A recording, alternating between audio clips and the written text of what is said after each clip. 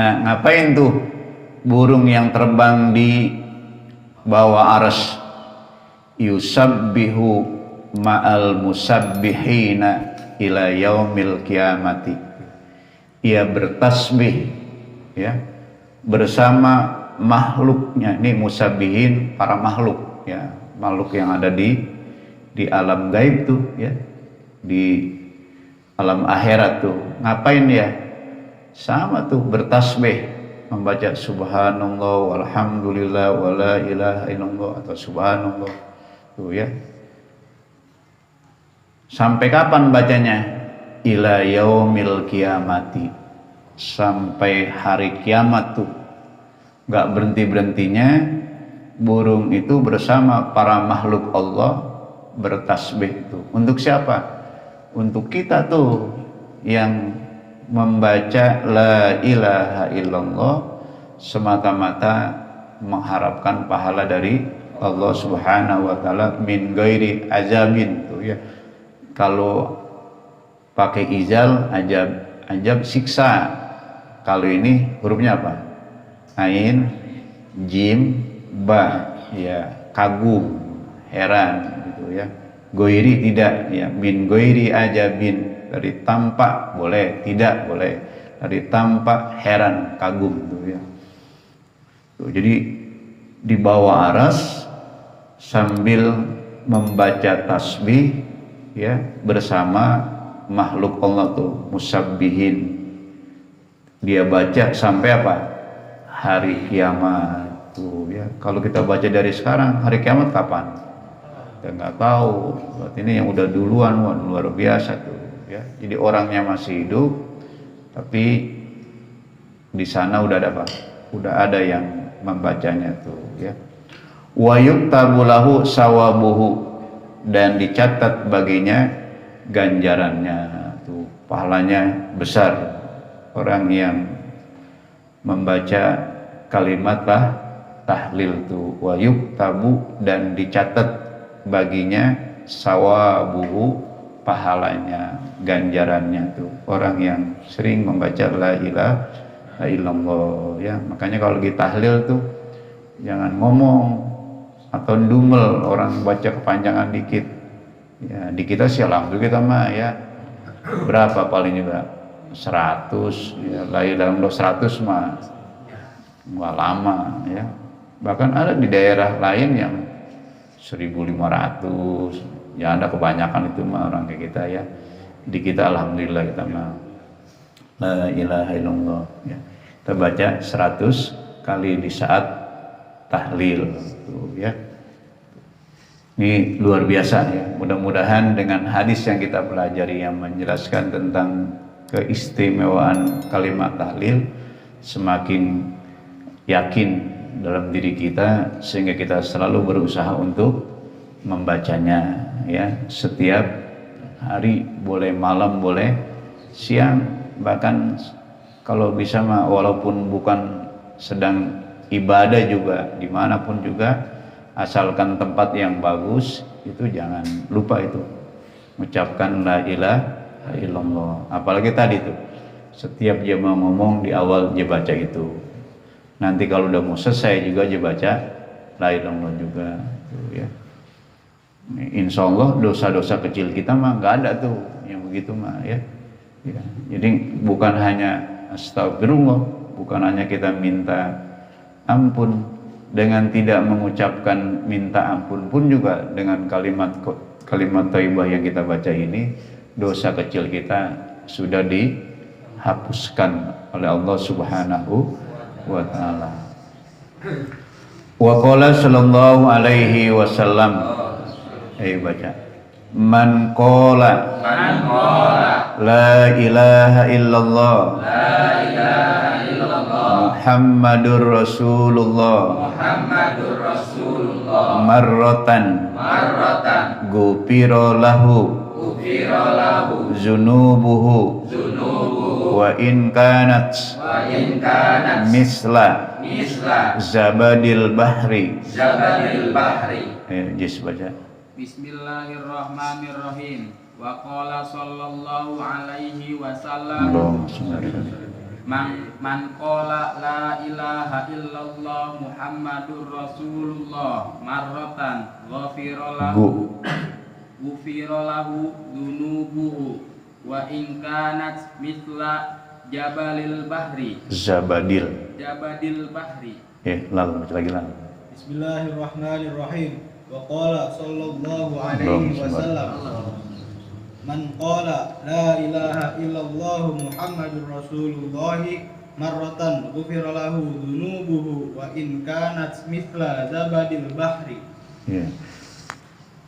Wa qala sallallahu alaihi wasallam, dan Nabi sallallahu alaihi wasallam bersabda, man qala, siapa orang yang membaca la ilaha illallah Muhammadur Rasulullah, ditambahin lagi nih ya. Kalau tadi kan 2 hadis la ilaha illallah, nah sekarang ditambah dengan ya, disandarkan dengan nama Nabi kita Muhammad sallallahu alaihi wasallam itu.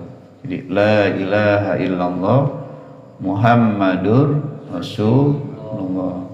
Cuma kalau orang udah ngapan mah mati, jangan suka dituntun kalimat panjang-panjang ya.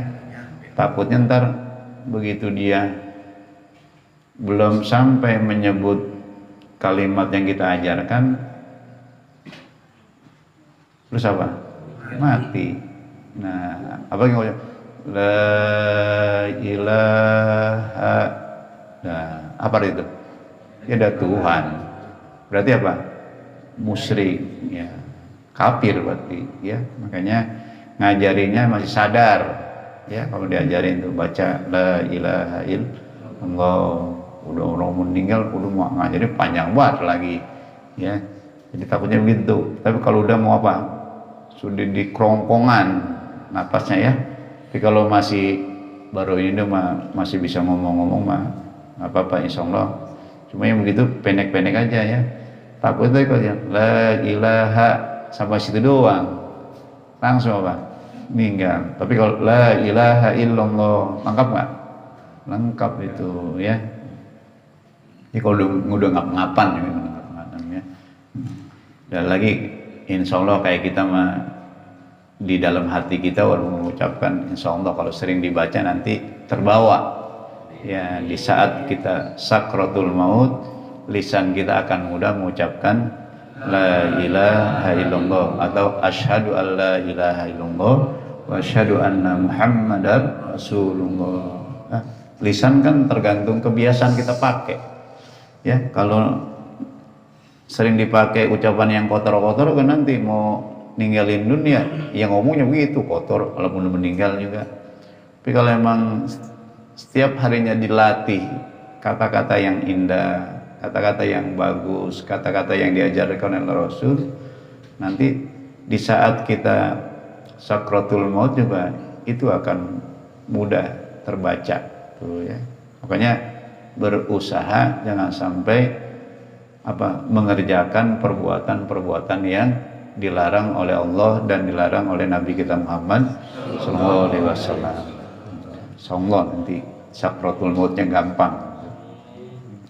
Jadi siapa orang yang membaca la ilaha illallah Muhammadur Rasulullah, nih terkadang ada orang baca la ilaha illallah Muhammadar Rasulullah ya. Ya, Muhammadur Rasulullah marrotan, 1 kali baca jenis. Kira-kira berapa jam tuh baca sekali? Detiknya 1 menit juga nggak habis. La ilaha illallah Muhammadur Rasulullah. Atau kita baca gaya Muammar juga paling 1 menit ya. Ya, tuh bacanya apa? Marotan, sekali dia baca. Berarti pelit banget nih, kali doang dia bacanya. Cuma mana 1 kali? Gupiro lahu, diampuni baginya zunubuhu, dosanya tuh ya, diampuni baginya zunubuhu, dosanya tuh. Wa in kanat, walaupun adanya dosa itu misla zabadil bahri, seperti buih bahri, buih lautan tuh, atau muru, atau kotoran-kotoran yang sampah yang ada di laut. Itu kira-kira sampah di laut di kita banyak tuh. Sebanyak itu tuh dosa kita diapain? Diampuni. Wa in kanat misla zabadil bahri, itu walaupun adanya dosa itu seperti buih di lautan tuh ya.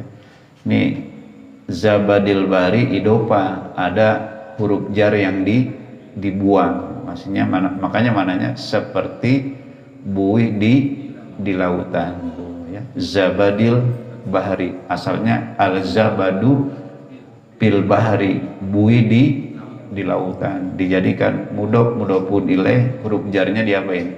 Dihilangkan ya. Misla zabadil bahri tuh ya. Satu kali kita baca, apalagi berulang-ulang kali tuh ya. Dia baca la ilaha illallah Muhammadur Rasulullah.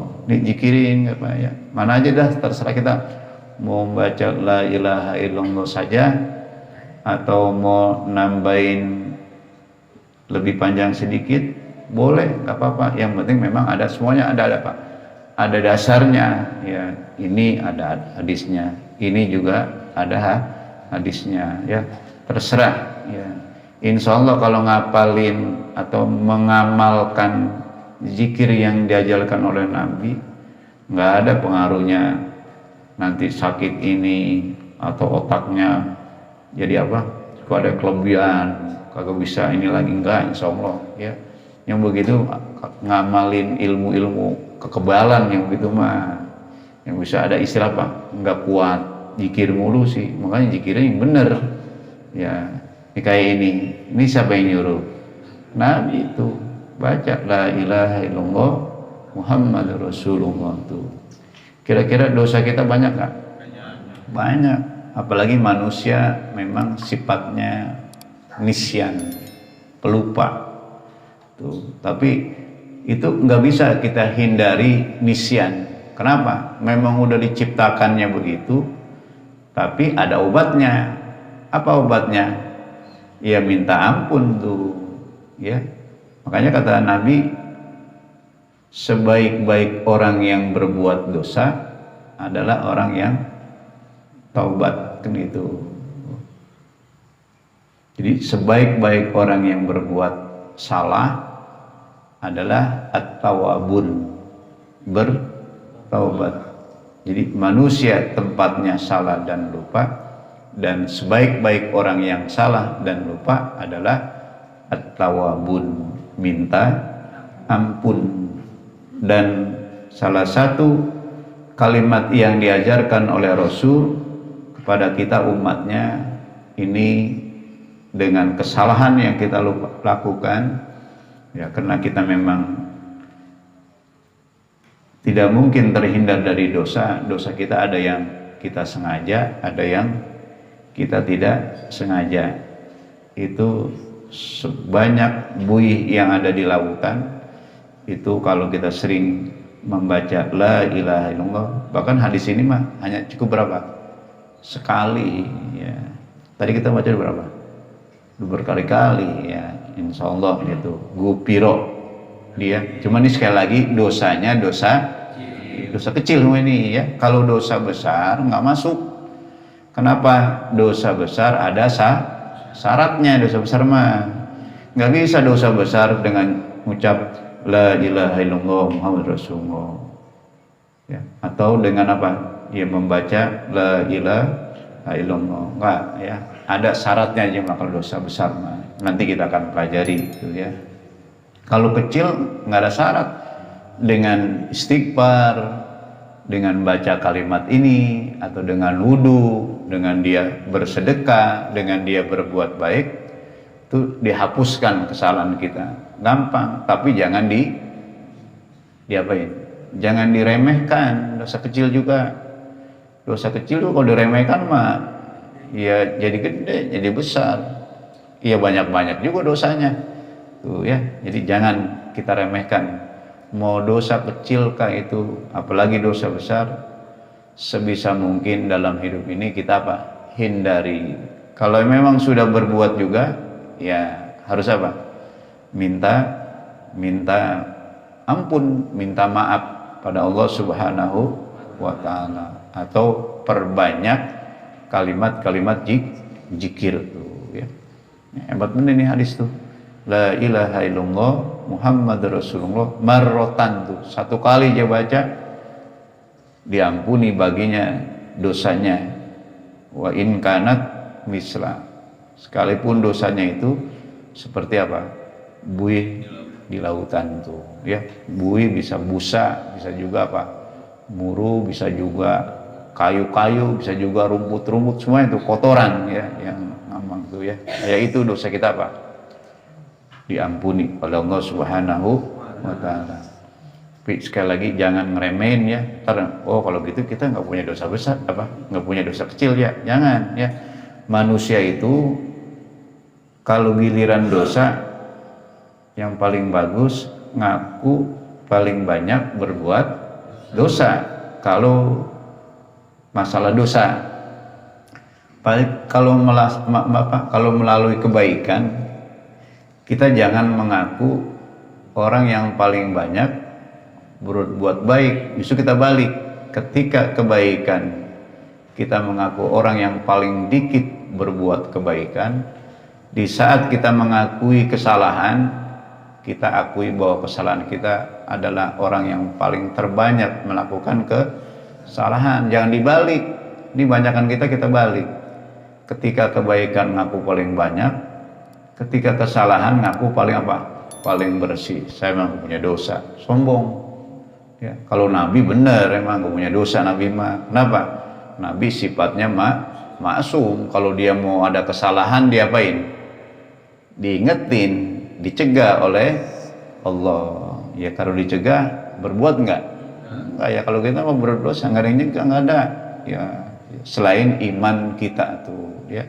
Nabi paling cegah tuh, makanya nggak berbuat salah. Kalau kita kan iman juga bisa kalah kan sama buat apa dosa tuh ya.